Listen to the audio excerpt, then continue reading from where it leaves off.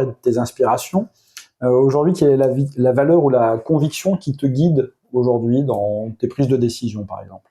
Mes prises de décision, c'est surtout, c'est comme quand on parle d'une assos. Moi, j'ai une assos, je suis là, et c'est pour redistribuer aux gens. C'est pas de dire tiens, moi j'ai une assos, je vais récupérer des choses. Non, non, tu redistribues. T'es là pour aider les gens, pour les amener. Je sais pas comment dire en fait. C'est d'être, t'es porteur de quelque chose et il faut que tu montes tout le monde vers le haut. En fait, il y a pas, des fois on arrive, il y a des gens qui viennent courir, qui m'appellent et qui me disent ah bah tiens moi je cours à tant kilomètres, je fais tant sur 10 kilomètres, est-ce que c'est possible de venir dans votre club? Mais en fait, moi je m'en fiche qu'ils fassent tant kilomètres. Après voilà, on s'adapte, on essaye de les aider à progresser. On a des gens qui sont arrivés. C'est vrai que la première fois, tu dis oh ça va être compliqué, et puis en fait tu t'aperçois qu'ils ont progressé, et c'est ça qui est sympa. Ouais.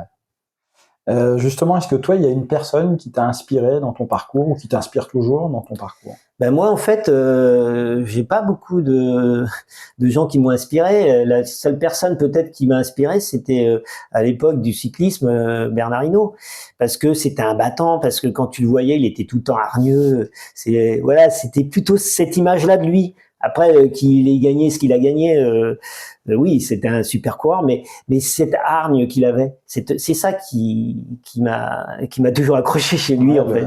Le vainqueur. Voilà, c'est ça, et puis tout le temps hargneux, qui avait envie de se battre, quoi, en fait.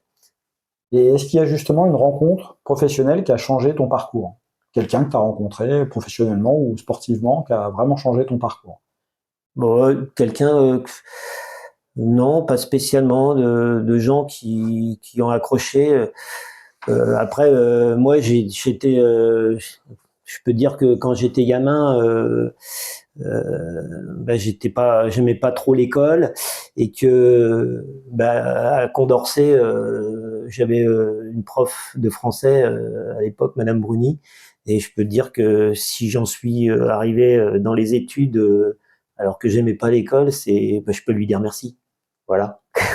En tout cas, c'est un beau message pour elle.